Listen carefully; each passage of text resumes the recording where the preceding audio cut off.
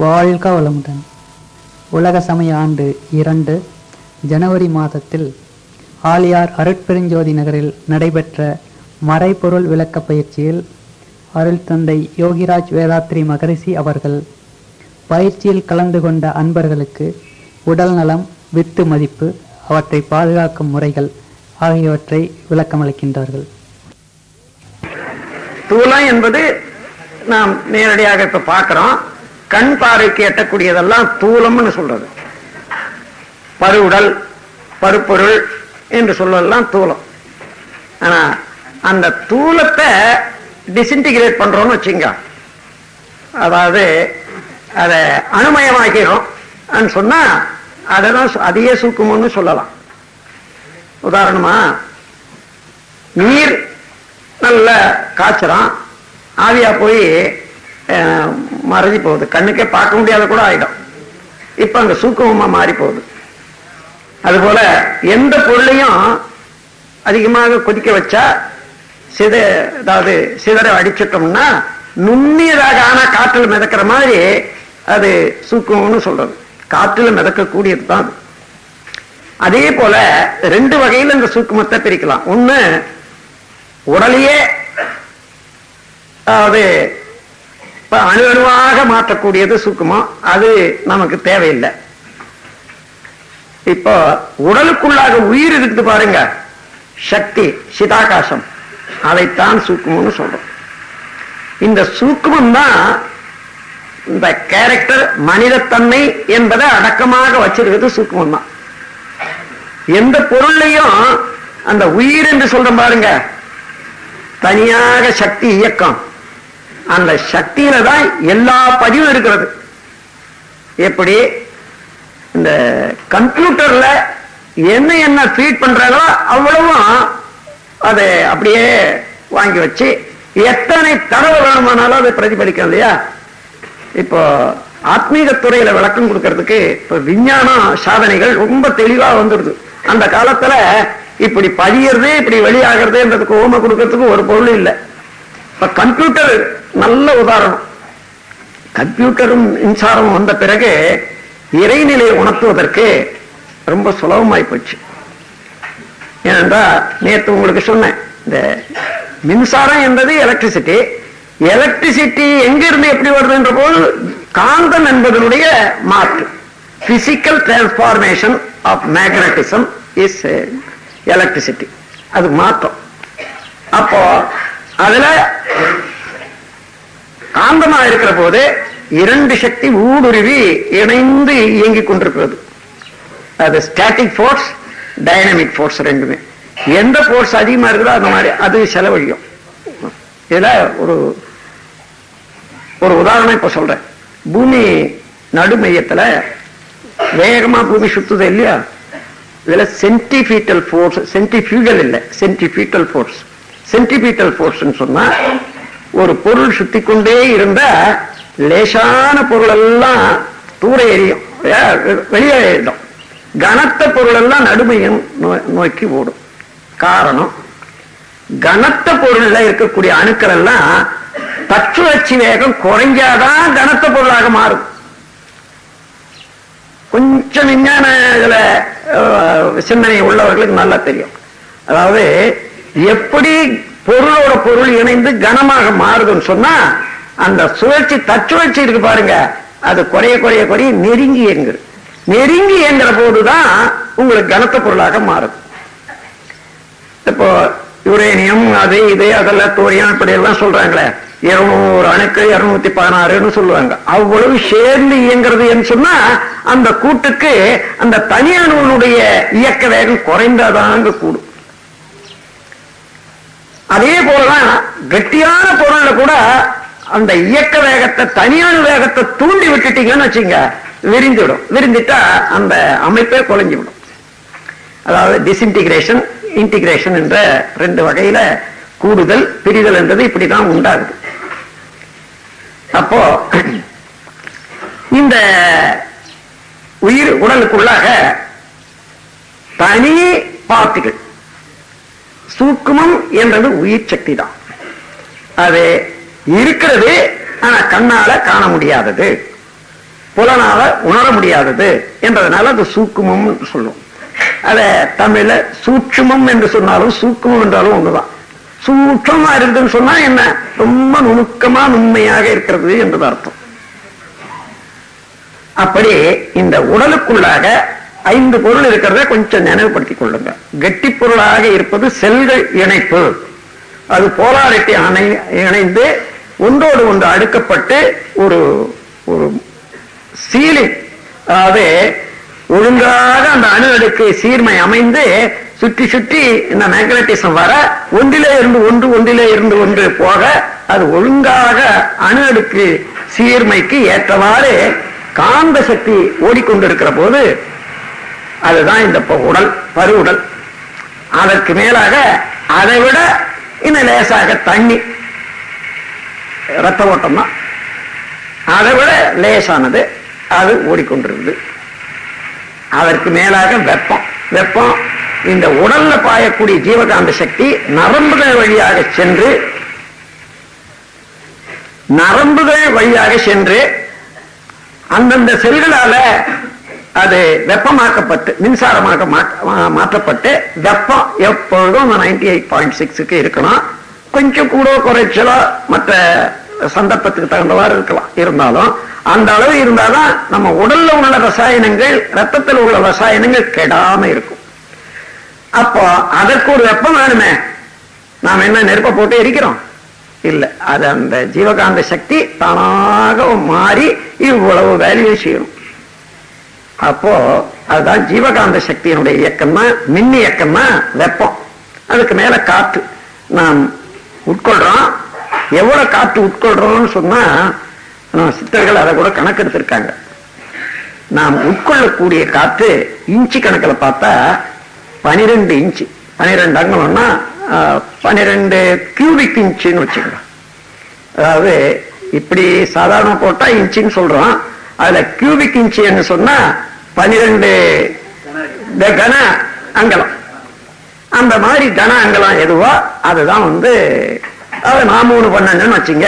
இந்த பக்கம் 4, அந்த பக்கம் 3 அடுக்குனா அந்த அளவுல ஒவ்வொரு இன்ச்சு அவ்வளவு இழுக்கிறோம். அவ்வளவு இழுக்கிறமே, 12 இன்ச்சு இழுக்கிறான். எவ்வளவு விடுறோம்னு கணக்கெடுத்தாங்க, 16 இன்ச்சு வெளியாகுது. அப்ப ஒரு மூச்சுக்கு 4 இன்ச்சு நம்ம உடல்ல தேய்ந்து கருகி காய்ந்து வெளியேறது பாருங்க அணுக்களுடையது. அது சேர்ந்து கார்பன் டை ஆக்சைடுன்றது சேர்ந்து இப்ப 16 இன்ச்சு வெளியேறிட்டு இருக்கிறது. நாம் அப்போ அடிக்கடி நாம் இந்த சுவாசம் எடுத்துக்கொள்ளலைன்னா கார்பன் டை ஆக்சைடு அப்படியே சேர்ந்து உடலுக்கு எடுத்துடும், எந்த வினையும் நடக்காது. அப்ப அதற்காக காற்று எப்பொழுதும் செலுத்திக் கொண்டே இருக்கணும். அதுதான் ஆக்சிஜன் சொல்றோம். அதற்கு மேல உயிர். இந்த உயிர் என்பது நேற்று சொன்ன நுண்ணியது என்று பசுடைய ஒரு மயிர ரோமத்தை 1 கோடி கூறாக்கி மீண்டும் ஒரு துண்டு எடுத்து அதை 1 லட்சம் கூறாக்கினால் மனதால நினைக்கிற போது மயக்கமே வந்துடும். ஆனா எது வரைக்கும் போகுதோ அந்த மாதிரி ஒரு வடிவம் வச்சுக்கிட்டு விட்டுடுங்க. அந்த அளவுக்கு இப்ப ஆனா நான் எனக்கு முதல்ல அந்த மாதிரி இருந்தது. அதை அந்த கணக்கு அவங்க சொல்ற போது அதன் பிறகு அனுபவத்துல தவத்துல இருந்து இப்ப நுண்மையா எது அந்த உயிராற்றல் எந்த அளவு கணம் இருக்கு என்றதை அனுமானிக்க முடியுது. அப்ப அனுமானிக்க நுண்ணிய உயிராற்றலான அந்த விண்ண அனுபவிக்க முடியுமே. ஆனால் அதாவது விண் அறிந்த உண்மை அறியலாம். ஏன்னா அதுக்கு அடுத்தது எதுவோ அதுதான் மெய்ப்பொருள். அதனால அவ்வளவு நுணுகி மன நின்றால்தான் விண்ணறியும். விண்ணறிந்தால் உண்மை எப்படி வெளிப்படும் என்ற இன்னொரு கேள்வி இருக்க. விண்ணை அறிவதற்கு விண்ணை விட நுணுகி அறிவு நின்றதானே அறிய முடியும். அப்ப விண்ணை விட எது இருக்கிற இந்த பிரபஞ்சத்துல நுண்ணியது? சுத்த வெளி. நீங்க சுத்த வெளியாகவே நின்னதான் விண்ணை நினைக்க முடியும். அந்த அளவு அமைதியில நின்றால்தான் விண்ணை அனுமானிக்க முடியும். அப்போ அந்த உயிர் சக்தி தன்னைத்தானே சுழன்று கொண்டு உடல்ல ஓடிக்கொண்டே இருக்கு. ரத்த ஓட்டத்துக்கு எப்படி இருதயமோ மையமோ அதே போல உயிர் ஓட்டத்துக்கு மூலாதாரம் மையம். விந்து கமலம் தான் மையம்.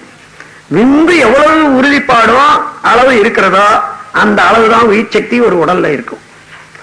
வித்து குறைஞ்சதுன்னு வச்சுங்க, அந்த அளவுக்கு உயிர் சக்தியும் குறையும். பேட்டரியில கெப்பாசிட்டி எவ்வளவோ அவ்வளவுதான் மின்சாரத்தை சேர்க்க முடியும். அதுபோல வித்தினுடைய அளவு எவ்வளவோ, தூய்மை எவ்வளவோ அவ்வளவுதான் உயிர் சக்தியும் நிலைக்கும்.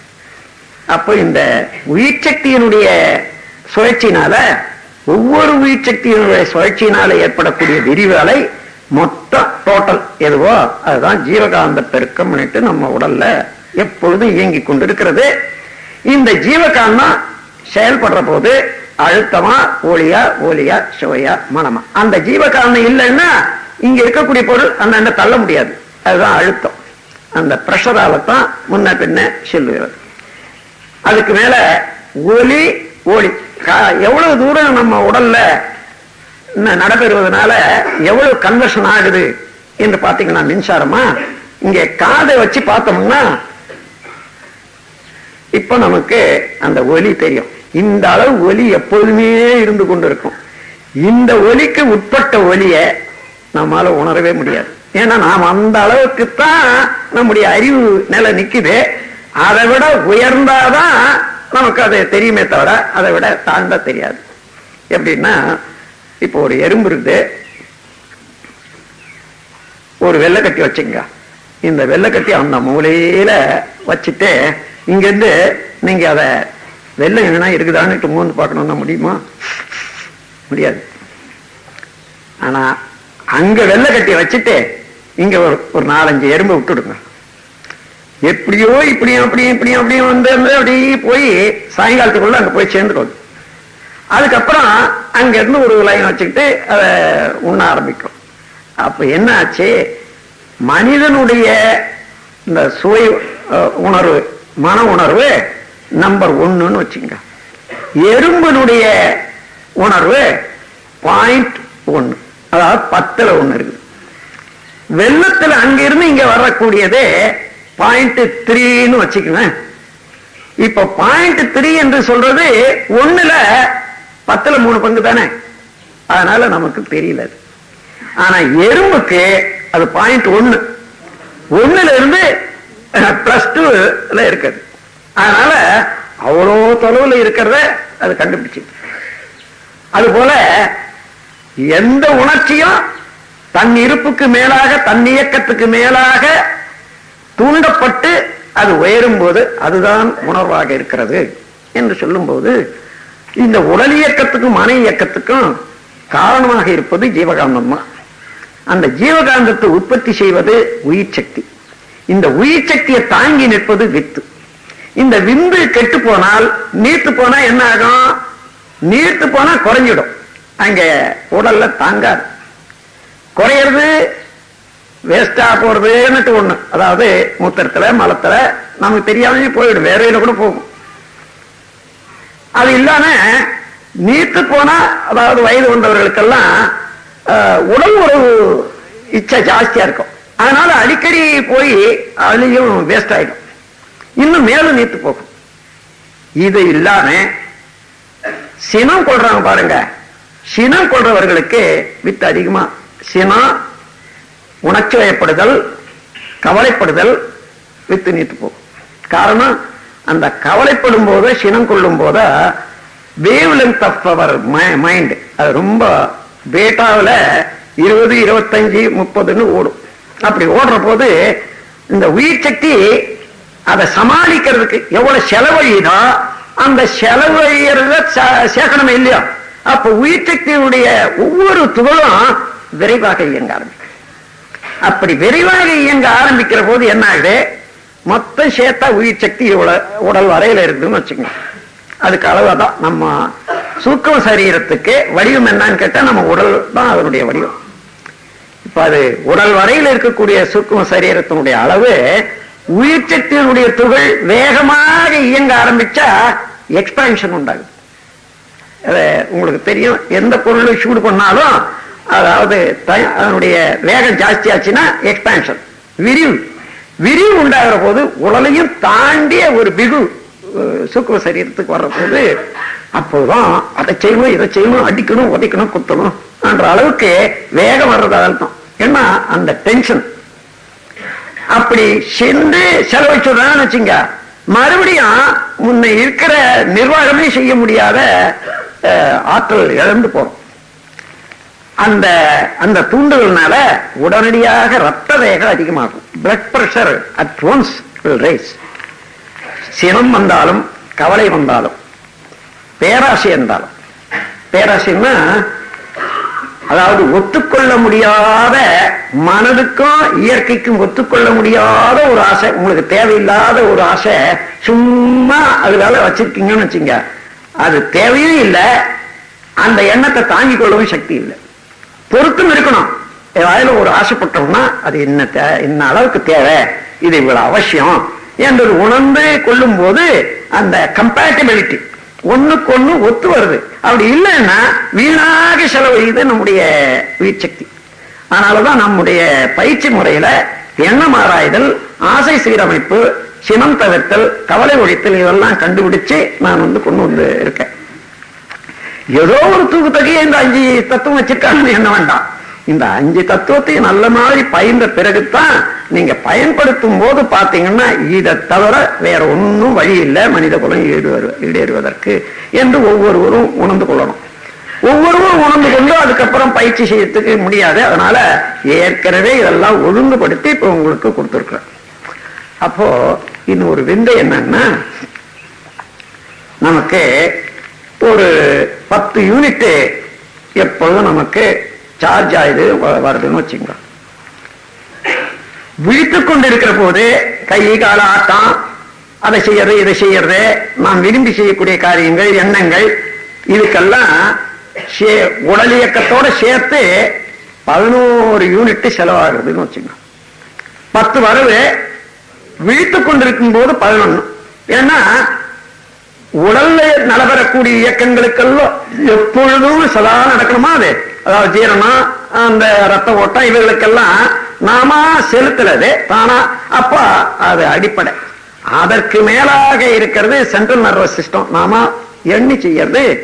இப்போ வீழ்ச்சி கொண்டிருக்கிற போது, அப்ப விழித்துக் கொண்டிருக்கிற போது 11, தூங்குற போது என்னன்னா 8 9ன்னு வச்சு 8 8ம் 11. அப்ப வரவு என்ன 10, நம்ம செலவு என்ன பண்றோம் 11. இப்போ இருப்பு நமக்கு 100 இருந்தாதான் உடலும் மனமும் சரியாக இயங்கக்கூடிய அழுத்தம் சரியா இருக்கும், அந்த ஓட்டம் சரியா இருக்கும், திணிவு சரியா இருக்கும், கன்வர்ஷன் கரெக்டா இருக்கும், எல்லாம் நல்லா இருக்கும். இதுல ஒரு 10 12 மணி நேரம் அல்லது 14 மணி நேரம் நீங்க வச்சிருந்தீங்க. 14 மணி நேரத்துக்கு 30 30 முன்னாங்க 12 42 யூனிட் இறங்கி போதா. அதாவது 10 வருது, அது 10 வருது, 11 செலவழிது. ஆனா ராத்திரியில நீங்க தூங்குற போது அதாவது 16 மணி நேரத்துல 16 யூனிட் ஜாஸ்தியா போச்சு, வேஸ்ட். இப்ப குறைஞ்சி போச்சு. அதான் less than minimum critical level. அப்படி வர்ற போது என்ன ஆகுது, அந்த திணிவு குறைவா இருக்குது பாருங்க. தானாகவே இந்த நரம்பு மண்டலத்துல மூளைக்கு போறது, அதாவது அறிவுக்கு செயல்படுவது, விருப்பத்துக்கு செயல்படுவது ஆட்டோமேட்டிக் டிஸ்கனெக்ஷன். அந்த ஆட்டோமேட்டிக் டிஸ்கனெக்ஷன் என்பது அந்த குறைவு வர்ற போது, தானா வர்ற போது நம்ம கையை எடுக்கணும்னு நினைக்கிறோம், நடக்கிறோம்னு நினைக்கிறோம், அதுக்கு போதிய ஆற்றல் வர்றது இல்லை. அதனாலதான் நம்ம முடியறது இல்லை, நமக்கு வேலை செய்ய முடியறது இல்லை. அதே போல கண்ணு வேலை செய்யல, காது வேலை செய்யலன்னுட்டு வருது. அப்போ ஆட்டோமேட்டிக் டிஸ்கனெக்ஷன் வந்தா இன்னும் போக போக தூக்கமே வந்துடும். தூக்கம்னா நம்ம விழுந்துடுறோம்னு வச்சுங்க. விழுந்து விழுந்து பார்த்து அடிபட்டு தான் மெதுவா படுத்துக்கு இப்போ உட்கார்ந்து படுக்கிறோம், இல்லைன்னா அது விழுந்துடுறது. அப்போ தூங்குற போது என்ன ஆகுதுன்னு பாருங்க. உடல் வரையில நடக்கக்கூடியது 8 யூனிட் தான் செலவழி. நீங்க 6 மணி நேரம் தூங்குனீங்கன்னு வச்சுங்க. இப்ப என்ன வருது 10, என்ன செலவழிது 8, 6 மணி நேரத்துக்கு 12 யூனிட் மிச்சமாகுது. 8 மணி நேரம் இருந்தீங்கன்னா 2 16 யூனிட் மிச்சமாச்சு. இந்த 16 யூனிட் மிச்சமான உடனே அந்த 100 யூனிட் இருப்பு சரியா போகுது. Automatic connection comes to the mental function. தானா வருது, அப்ப வீழ்ச்சிக்கிறோம், அப்ப வேலை செய்யறோம். இந்த விந்து எல்லாம் நடக்குதே. நான் வெளியில எதையோ சினிமா பார்க்கணும், அதை பார்க்கணும். நமக்கு உடலுக்குள்ளாக நடக்கக்கூடிய விந்தை ஒரு நாள் ஆயிலும் கவனிச்சா இந்த உடலை எப்படி பாதுகாக்கணும் என்ற பொறுப்பு நமக்கு வரும். இந்த பொறுப்பு இல்லாத நான் இந்த உடலை நடத்துறோமே, இத போல பாவம் வேற ஒரு பாவமே இல்லை. அத ஒரு யோகியார் சொல்றாரு,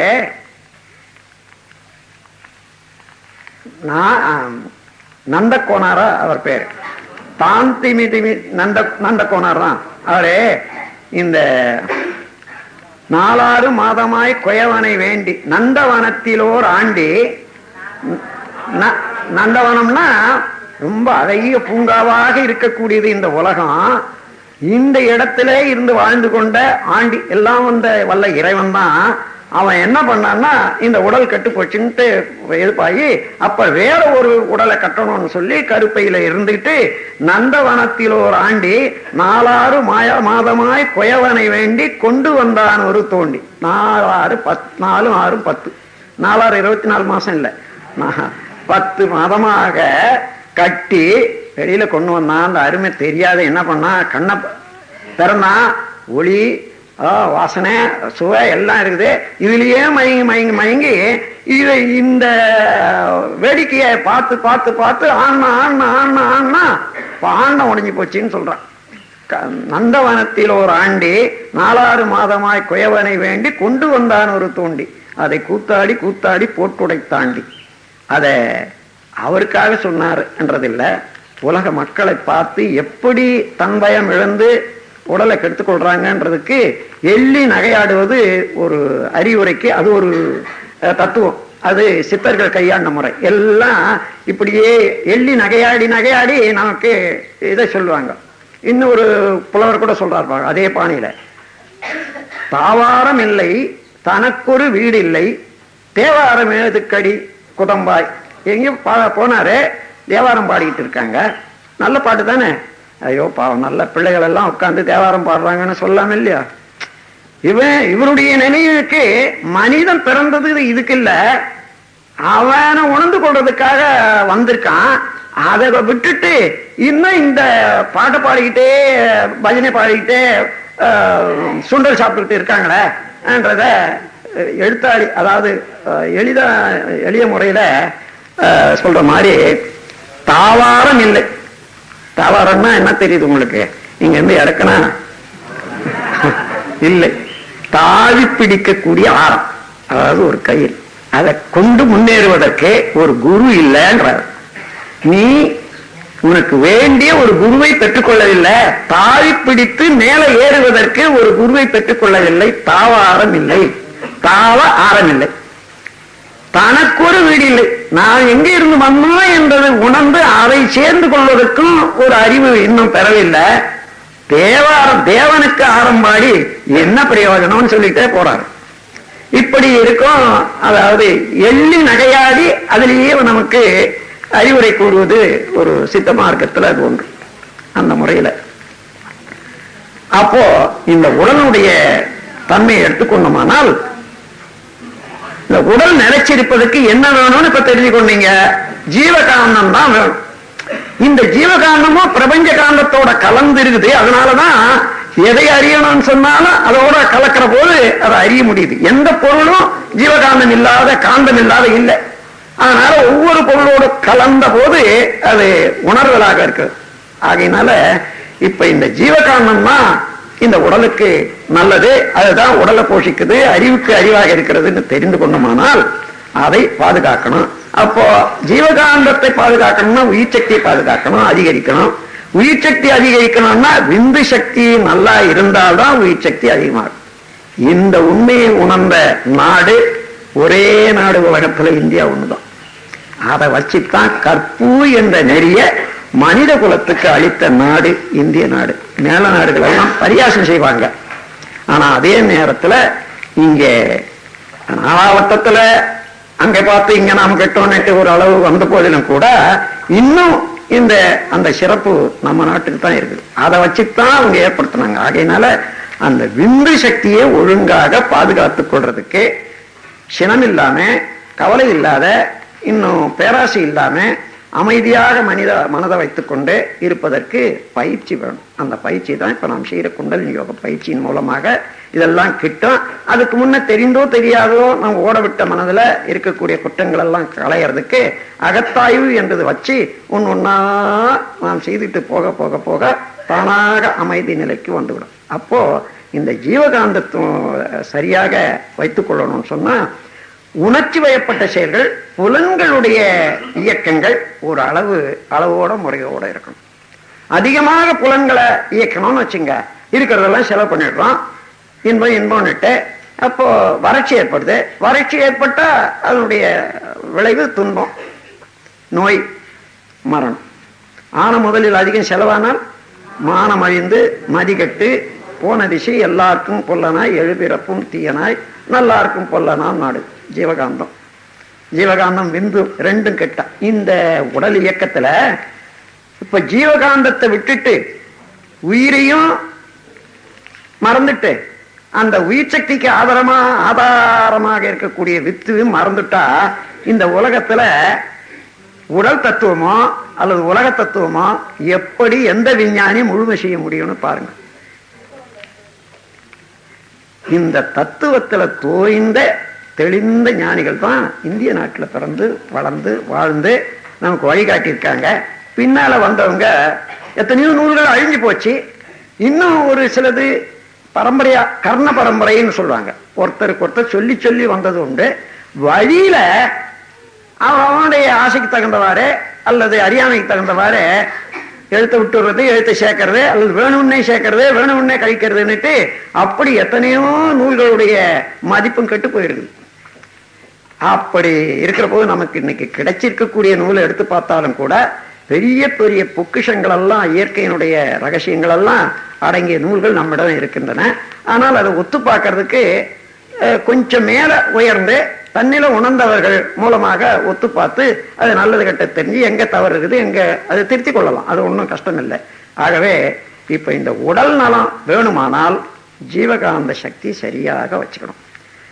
இப்போ பகல்ல நான் வேலை செய்யற போது ஒவ்வொரு மணி நேரத்துக்கும் 2 யூனிட் டிஸ்சார்ஜில் போகுதுன்னு வச்சுங்க.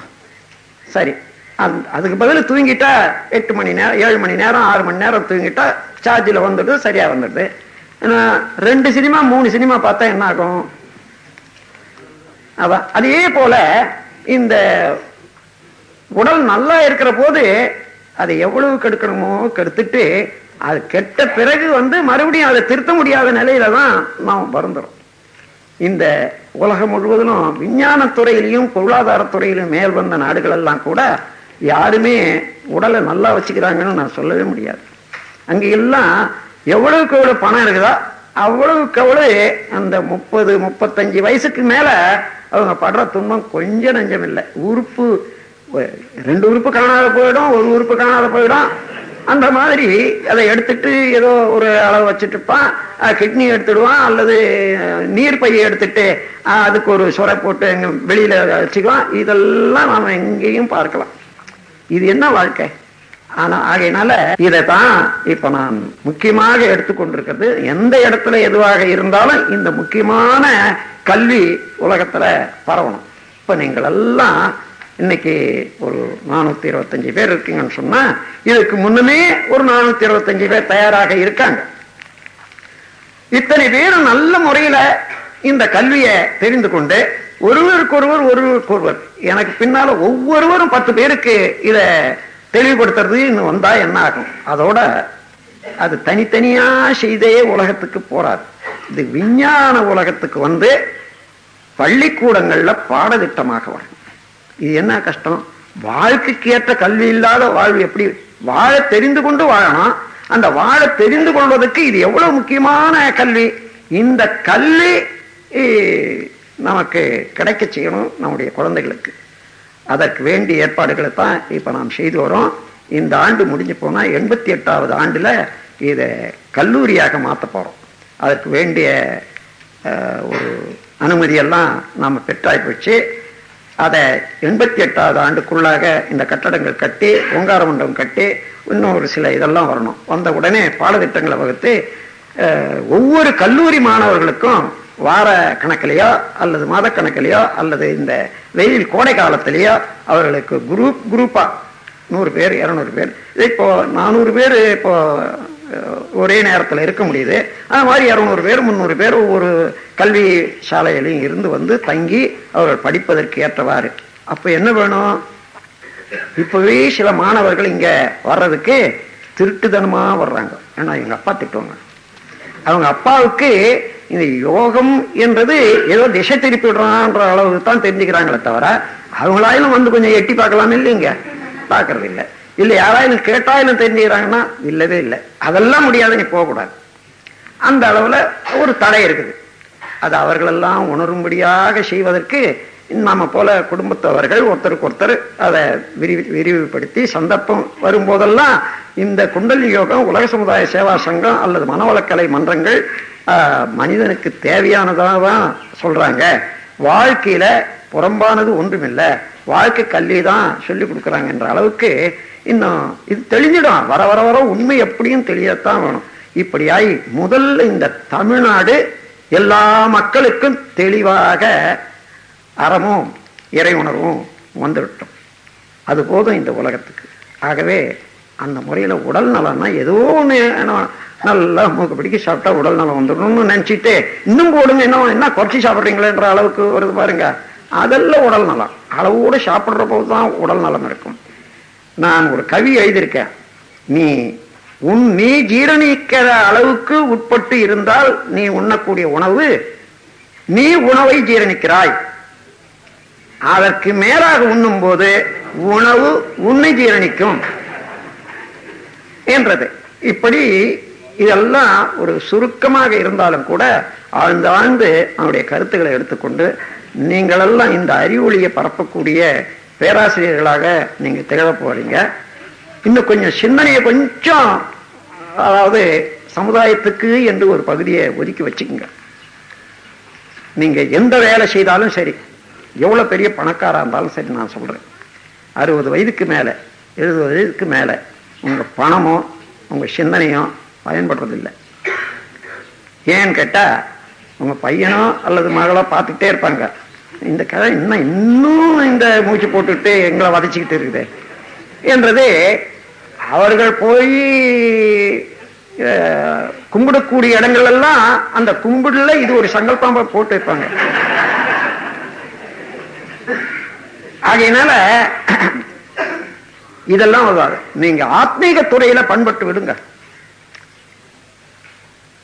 அதாவது ஆபீஸ்ல இருந்து ரிட்டையர் ஆயிட்டா கூட சரி, ஒரு 4 பேர் 10 பேருக்கு இத சொல்லி கொடுக்கறதுக்குன்னு வச்சுங்க. வர வர வர ஒரு 100 பேரோ 50 பேரோ உங்களுக்கு துணையாக உங்கள் கருத்தை பயில்றதுக்கு வந்துட்டாங்க. நாம் இந்த மூச்சு விட்டுட்டு இந்த உடலை இங்க விட்டுட்டு பிரியிற வரைக்கும் மதிப்பு குறையவே குறையாது, அமைதியும் குறையவே குறையாது. அமைதியாக இருக்கலாம் யாரா இருந்தாலும் சரி.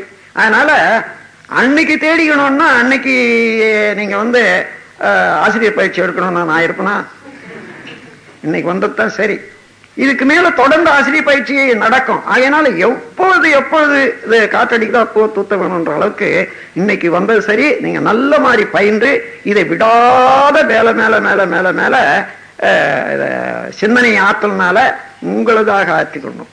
இது வேதாத்திரியனுடைய கொள்கைன்னு என்ன வேண்டாம், இது மனிதனுடைய கொள்கை, மனிதனுக்கு வேண்டியது, மனித சமுதாயத்துக்கு வேண்டியது என்ற அளவுல இதையெல்லாம் நீங்க உணர்ந்து மேலும் மேலும் மேலும் மேலும் அறிவில பூரிப்பு எய்தி இந்த உலகம் உய்ய வழிகாட்டிகளாக அமைய வேண்டும் என்று கூறி உரையை முடிக்கிறேன். வாழ்க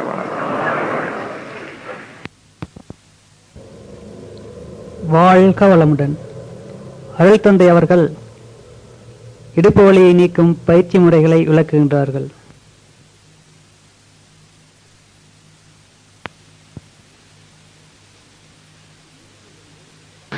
முதுகெலும்பு நம்ம உடல் நலத்துக்கு மிக முக்கியமான உறுப்பு.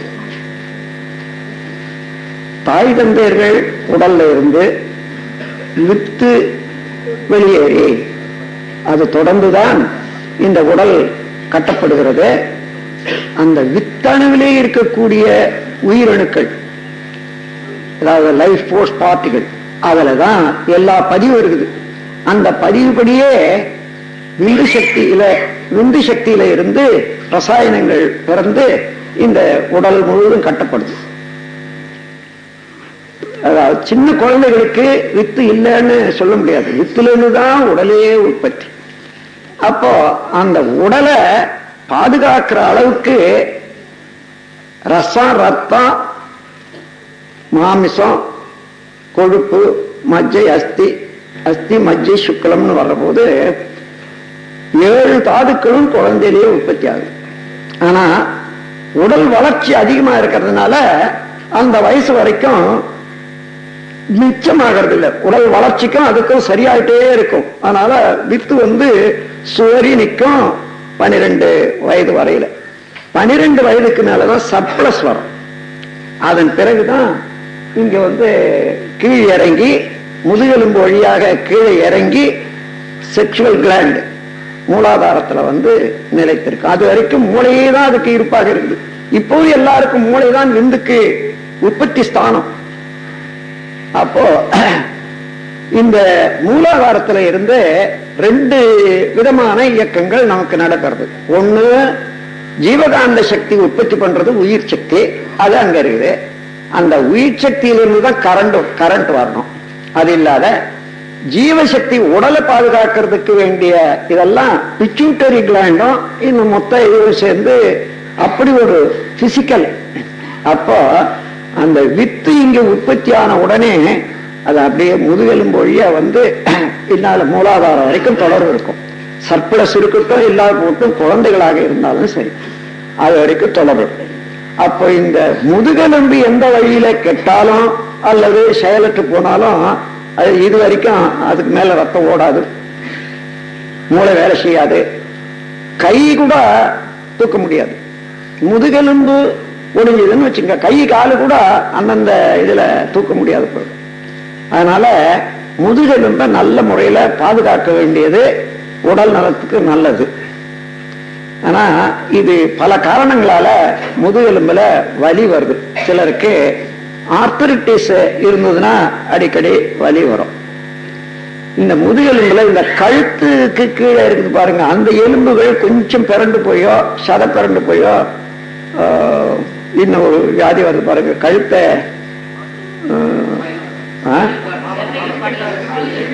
ஸ்பாண்டிலைட்டிஸ் சொல்லுவாங்க. அது இப்போ அதிகமா இருக்குது. ஸ்பாண்டிலைட்டிஸ் எங்க பார்த்தாலும் அதிகமா இருக்குது. நான் அப்புறம் அதுக்கெல்லாம் ஆராய்ச்சி பண்ணி இது எங்கதான் அதிகமா வருது, ஏன் வருதுன்னு பார்த்தேன். இந்த யோகாசன நிலையங்கள்ல ஆலாசனம்னு ஒண்ணு கத்து கொடுப்பாங்க. போட்டு இது வர்றபோது இவ்வளவு பாரமும் அங்க அழுத்தமும் ஒடுக்கமும் எங்க வருது பாருங்க. இதுதான் பெரும்பாலும் இந்த டிஃபெக்டுக்கு காரணமாகுது. எந்தெந்த இடத்துல அந்த யோகாசன நிலையங்களை வச்சு பழகுறாங்களோ அது அப்பவே தெரியணும்ன்றது கூட இல்ல. அந்த இடத்துல நொந்து போய் கொஞ்சம் வயசு ஆன பிறகு 30, 35, 40 வரும்போது கட்டாயம் வந்துடும். அதனால ஆலாசனம் என்றது நமக்கு தேவையில்லாத ஆசனம். அத சிரசாசனம், ஆலாசனம், சர்வாங்காசனம் இவைகள் எல்லாம் ஒரு சில நோய்களை, குறிப்பிட்ட நோய்களை தீர்க்கிறதுக்காக இருக்குது. அந்த நோய்க்காக செய்து அதை முடிச்சிடணும். அந்த நோய் போய் இன்னொரு நோய் வர்றதுக்கு வச்சுக்க கூடாது. அப்போ அது ஒண்ணு. இந்த காலத்துல கொஞ்சம் பண வசதி உள்ளவர்கள் எல்லாம் அதுவரையில பாயில படுக்கிறது தவிர்க்க முடியாது. பாயில பிளாட்டா நல்லா படுக்கும். திரும்பினாலும் கொண்டாலும் எந்த பக்கம் திரும்பி பார்த்தாலும் லெவல் ஒன்னா இருக்கும். இப்போ இந்த யூஃபோமன் ஒன்று இருக்கு பாருங்க, அந்த இதுல ரொம்ப இன்னுமும் தொட்டு தொட்டு பார்த்து ரொம்ப மெல்லீசா ரொம்ப மெத்தையாட்டம் இருக்கிறதா பார்த்து வாங்குவாங்க. அதுல படுத்தா என்னன்னா பக்கெட்டு தான், இந்த இடுப்பு வரையில உள்ள போயிடும். அது மேல காலு தலையும் கொஞ்சம் மேல இருக்குன்னு வச்சுங்க. இந்த வளவு முன்பக்க வளவு இருக்குது, சரி மல்லாந்து படுக்கிற போது. நீங்க சைட்ல படுக்கிற போது அந்த வளைவு என்ன ஆகும்? கொஞ்சம் கவனிச்சு யோசித்து பாருங்க. இடுப்பு இப்படி திரும்புது இல்லையா? சரி, இது போக குடும்பத்தில் உள்ளவர்கள் உடலுறவு கொள்ற காலத்துல அந்த உடம்பு ஆண்களுக்கு எப்படி வருதுன்னு நீங்க பாத்தீங்கன்னா, இப்படி வரும்போது அந்த இடுப்பு கடைசி எலும்பு இருப்பாங்க, அங்கதான் முறிவு ஏற்படும். முறிவுன்றது தேய்வு. அந்த தேய்வை சரி கட்ட முடியாத வித்தினுடைய செலவு ஜாஸ்தி ஆகிறதுனால அது அப்படியே நின்று தவிர்க்க முடியாத தீர்க்க முடியாத வியாதி ஆயிடும். நீங்க டாக்டர் போனா ஆபரேஷன் பண்ணணும்னு சொல்லுவாங்க. எல்லா ஆபரேஷனும் நிஜமான ஆபரேஷன் நினைக்காதீங்க. டாக்டர்ஸ் இருந்தா கூட வருத்தப்பட மாட்டாங்க. ஏன்னா அவங்களுக்கு தெரியும் நான் சொல்றது. அதாவது பரீட்சைக்கு ஆள் வேணுமே யார் வருவாங்க வெட்டி பார்க்கறதுக்கு? அதற்காக வேண்டி சிலரை அந்த இது ஆபரேஷன் பண்ணிதான் ஆகணும்னு அப்புறம் தேர்த்தெடுப்பாங்க. ஒரு தடவை முதுகெலும்பு ஆபரேஷன் பண்ணிட்டா ஆயுள் பரியந்தான் அவங்க சரியான முறையில எந்த வேலையும் செய்ய முடியாது. முதுகெலும்புக்கு மாத்திரம், மற்ற உறுப்புகள் வேற பிளேட்டு கூட போட்டு இருக்கலாம். அதனால அந்த மாதிரி ஆபரேஷனுக்கு ஒரு தரம் போட்டாங்கன்னா மறுபடியும் அது தொந்தரவு பண்ணிட்டு தான் இருக்கும். அது கடைசி வரைக்கும் இன்வேலிட் தான். அதுக்கு பொதுவாக அந்த மாதிரி நோய் வராது இருக்கிறதுக்கு கூடுமான வரையில கிளைமேட் சரியா இருக்கக்கூடியவங்க, தரையும் நல்ல தரையா இல்லைன்னு வச்சுங்க, நல்ல சமக்காலமோ அல்லது ஒரு உள்ளன் இதோ போட்டுட்டு பிளாங்கெட்டை போட்டுட்டு சாதாரண பிளாட்டா படுத்து தூங்குறது என்றதுதான் ரொம்ப நல்லது. முதுகு வலி வராத இருக்கும். வந்துட்டவங்களாயிலும் அதுக்கு மேல இந்த டபுள் ஸ்பிரிங் காட்டோ யூஃபோம் காட்டோ தவிர்க்க வேண்டியது அவசியம். நான் எடுத்தபடியா சொல்லுவேன், அங்க போய் பார்த்த உடனே இது ஆர்த்ரைட்டிஸா அல்லது இது இந்த வளைவுனால வந்துதான். வளைவுனால இருந்தா நானே சொல்றது இது யூஃபோம் டிசீஸ்னுட்டு. அதே எல்லாரும் நம்ம உடலை நாம் பாதுகாக்கணும்னா சௌகரியம் வேண்டியதுதான். நல்ல பிளாட்டாவே, அதாவது உங்களுக்கு கட்டில் இருக்குது, கட்டிலேயே நல்ல பலகை நல்ல பிளேனா போட்டு அது மேல ஒரு மெல்லிய துணியை விரிச்சு போட்டுட்டு தூங்கலாமே, நல்லா இருக்கும். அந்த மாதிரி நாம் மாத்திக்க வேண்டியதுதான். அந்த மாதிரி ஏற்கனவே ஏற்பட்டு இருந்தாலும் இனி ஏற்படக்கூடாதுன்னாலும் அந்த மெத்தை இது வரைக்கும் வாங்கிட்டோமே அதை என்ன பண்றதுன்னு கொஞ்ச நாள் கொஞ்சம் மன கஷ்டமா தான் இருக்கும். தூக்கி போட்டு வைக்கிறது. யாராவது விருந்தினர் வந்தா கீழே போட்டா போகுது. ஏன்னா கட்டில இருக்கிறதுக்கும் கீழே போடுறதுக்கும் பரவாயில்லை. தினம் உபயோகிக்கிறதுக்கும் ஒரு நாள் உபயோகிக்கிறதுக்கும் வித்தியாசம் இருக்குது. அந்த மாதிரி விருந்தினருக்கு நெட்டு எடுத்து வச்சுடுங்க. அது கடுமையா தான் இருக்குது நான் சொல்றதுக்கு. ஆனாலும் தவிர்க்கவே முடியாது. அதனால வரக்கூடிய நோய் கொஞ்ச நெஞ்சம் இல்லை. அதுக்கப்புறம் அதுல சிம்பிள் எக்ஸசைஸ்னால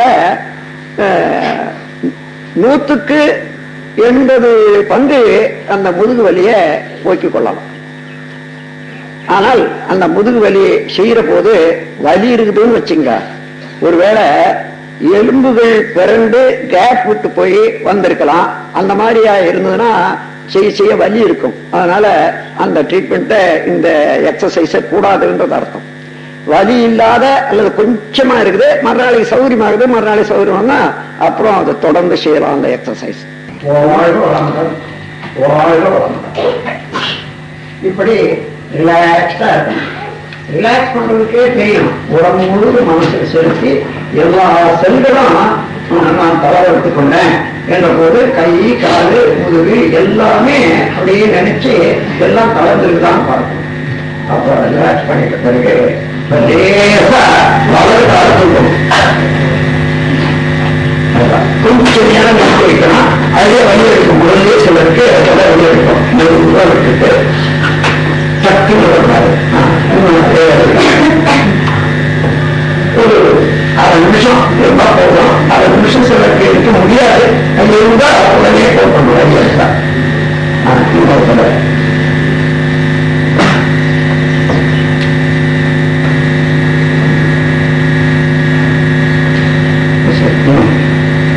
இப்போ இந்த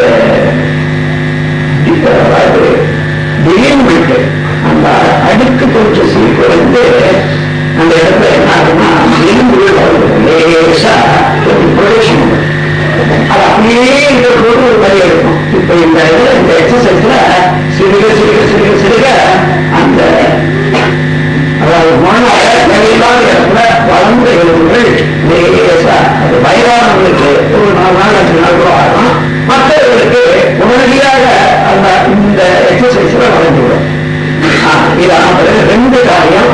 கையை எங்க வச்சிருக்காங்க இந்த தொப்புல இருந்து கீழ்பக்கம் துறை வரைக்கும் இருக்கக்கூடிய சடைகள் எல்லாம் நாளுக்கு நாள் நல்லா பண்ணலாம். நீங்க பிள்ளைல இருந்து இந்த எக்ஸசைஸ் வந்தா என்னைக்குமே இது வறுமையா என்ற நோயோ வயிற்று நோயோ வரவே வராது. அந்த அளவில் இந்த அர்த்தம் வந்து நல்லா ஆரம்பிங்க. அது ஒன்றும் மாறணும். அதுக்கு இந்த நம்ம எக்ஸசைஸ்ல சில விஷயமும் ஒழுங்கா பேச்சும், அதாவது பேச்சே அதிகமா இருக்கக்கூடியவர்களுக்கு ஆபரேஷன் பண்ணிதான். இல்லைன்னா எந்த ட்ரீட்மெண்ட் பார்த்தீங்கன்னா பேச பேச பேச பேச இந்த பம்படிக்கிற மாதிரி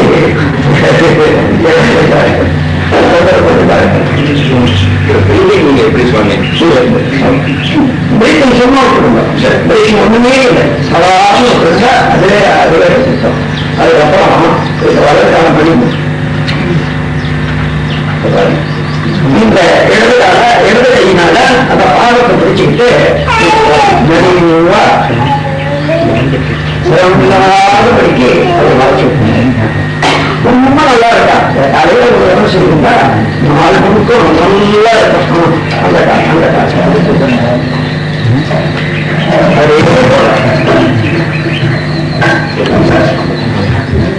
ரெண்டாச்சா இன்னும் இப்ப வலது காலம் மடக்குமா, மூணாவது எக்ஸசைஸ் பாத்துங்க. வலது காலம் மடக்க நம்ம எனக்கு நான் செய்யறேன் காலையில. ஒரு காலம் மடக்கி மறுபடியும் அதான் ஒண்ணுன்னா மடக்கு. ஆமா ஒண்ணுதான் மடக்கணும். ஒண்ணு மடக்கு. அப்புறம் இப்போ ரெண்டு கையாலையும் அங்க பிடிச்சுக்கணும். பாருங்க, மெதுவா கொண்டு வந்து அப்படியே ஆட்டி ஆட்டி மேல தலையை தூக்கும். Just right. அவ்வளவுதான். விட்டு என்ன ஒரு காலை விட்டு அதுக்கப்புறம் இன்னொரு காலை விட மறுபடியும் அதே போல பிடிச்சிட்டு 2-3 தடவை விட்டு மெதுவா கடைசியா அவ்வளவுதான். இது வரைக்கும் போகும். அப்ப கவிழ்ந்து படுத்துக்கோ. ஸ்டமக் அதே காலை தூக்கி செய்யற பாருங்க. ஒரு காலை தூக்கி நிறுத்துறது, காலை தூக்கி நிறுத்துறது, அப்புறம் ரெண்டு காலை கை அந்த இது உள்ள அங்க தொடைக்கிற வச்சாதான் சரியா வரும். அந்த கையை மடக்கி தொடையில வச்சு அப்படி தூக்கி. இவ்வளவுதான். எப்பேற்பட்ட இடுப்பு வலி இருந்தாலும் இது ஒரு 2 நாள் 3 நாள்லயே அது குணமாக தெரியும். அங்க கேப் இருந்து உடஞ்சி போய் ஏதாவது இருந்தாலும் ஒழிய மற்றபடி எல்லா நோயும் இதுல போயிடும். அப்புறம் ஆஸ்மாவுக்கு ஸ்பெஷல் இது. இந்த ஆஸ்மாவுக்கு நியூரோமஸ்குலர் எக்ஸசைஸ் போதுமானது. இது ரொம்ப உதவியா இருக்கும். அது அதோட இந்த இந்த ஒரு எக்ஸசைஸும் கூட செய்யணும். மூச்சு விடுறாங்க, மூச்சு இழுக்கிறாங்க, மூச்சு விடுறாங்க, மூச்சு இழுக்கிறாங்க. இந்த மாதிரி ஒரு 5 தடவையில இருந்து 10 தடவை வரைக்கும் செய்தா இந்த நல்ல எக்ஸ்பேண்ட் ஆயிடும். லங்ஸ் ரெண்டுமே எல்லா புறமும் நல்லா இழுக்கும். அதனால ஆஸ்மாவுக்கு நல்ல குணம் தரும். அடிக்கடி தண்ணி மூக்குல தண்ணி விழுத அது கூட நல்லது. போதும்.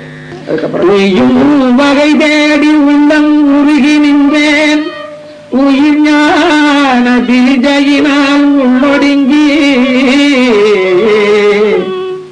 மெய்யுணர்வு என்ற பெரும் பதமடைந்தேன். மேல் நிலையில் மனம் நிலைத்து நிற்க நிற்க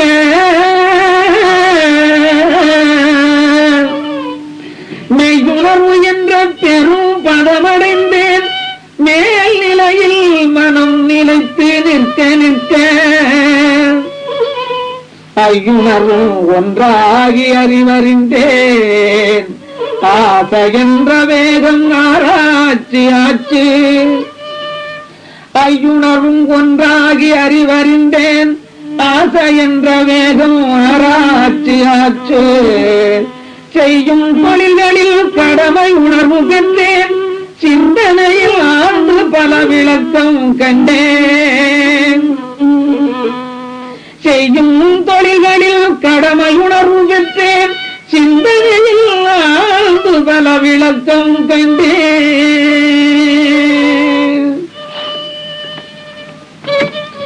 சுக துக்கம் அனுபவித்தேன் சோர்வு கண்டேன் சுய அறிவாளாராய்ந்தேன் முடிவு காண சுக துக்கம் அனுபவித்தேன் சோர்வு கண்டேன் சுய அறிவாளாராய்ந்தேன் முடிவு காண சுக துக்கம் உடலில் எங்கும் அறிவில்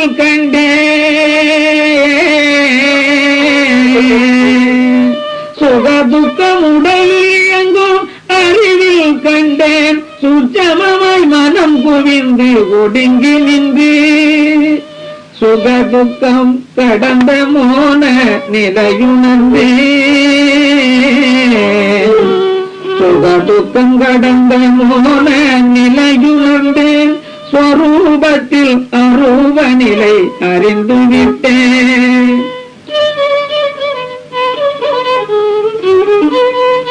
சுக துக்கம் கடந்த மூல நிலையுணர்ந்தேன் ஸ்வரூபத்தில் அரூப நிலை அறிந்து விட்டேன் சுக துக்கம் சுழல் தாண்ட முறைக்கு போக்கு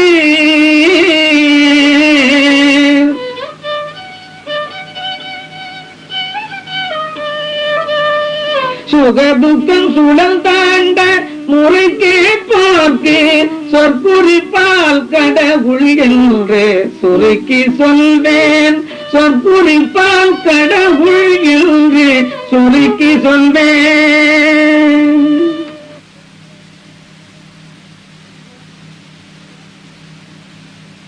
துன்பம் என்பதென்ன இவை இரண்டும் எங்கிருந்து தோன்றுகின்றன வாராய்ந்தேன் இந்த துன்பம் என்பதென்ன இவை இரண்டும் எங்கிருந்து தோன்றுகின்றன வாராய்ந்தேன் இன்பமே இயற்கையிலே எரிலும் என்றும் எங்கும் நிறைந்துள்ளது அனுபோகத்திற்கு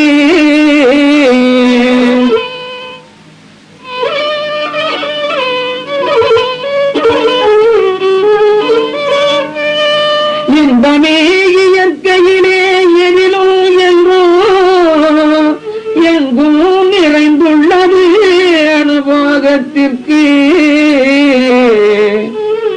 இன்பத்தின் அளவு முறை மாறும் போது ஏற்படும் ஓர் பொருத்தமில்லா உணர்ச்சியேதான் இன்பத்தின் அளவு முறை மாறும் போது ஏற்படும் ஓர் பொருத்தமில்லா உணர்ச்சியேதான் இன்பத்தில் மறுபெயராம் துன்பமாயும் இரண்டும் அறிவின் அலைகளாயும் கண்டேன் இன்பத்தில் மறுபெயராம் துன்பமாயும் இரண்டும் அறிவின் அலைகளாயும் கண்டேன் இரண்டும் அறிவின் அலைகளாயும் கண்டேன்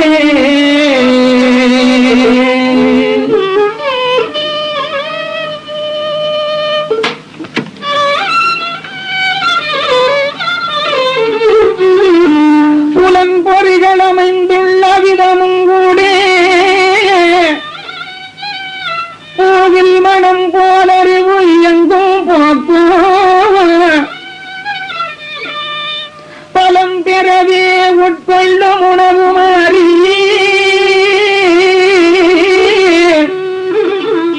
பலம் பெறவே உட்கொள்ளும் உணவு மாறி பலதாது ரசாயனங்களாவதும் நலம் தீது எனும் உணர்வான் இந்த துன்ப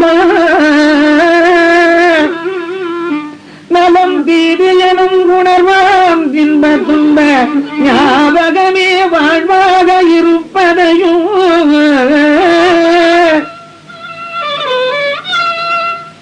பல இடமாய் மாறி மாறி மூச்சோடும் வலம் இடமாய் மாறி மாறி மூச்சோடும்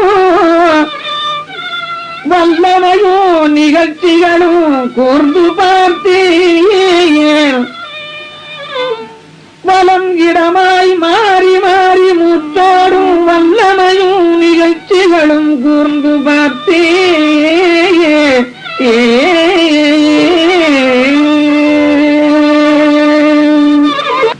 மனித உடல் அமைப்புதனை ஒன்று பார்த்தேன் மாபெரிய பேரண்ட வெளியில் சுற்றி மனித உடல் அமைப்புடனே ஒன்று பார்த்தேன் மாபெரிய பேரண்ட வெளியில் சுற்றி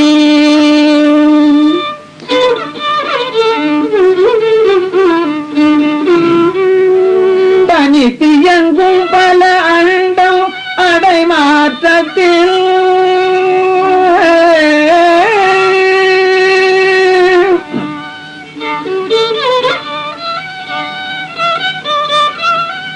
தனித்தியங்கும் பல அண்டம் அடைமாற்றத்தில் சக்தியெல்லாம் உடலில் ஊடுருவ கண்டேன் தனித்தியங்கும் பல அண்டம் அடைமாற்றத்தில் சக்தியெல்லாம் உடலில் ஊடுருவ கண்டேன் பனி துளி போல் அளவான நாதவிந்தில்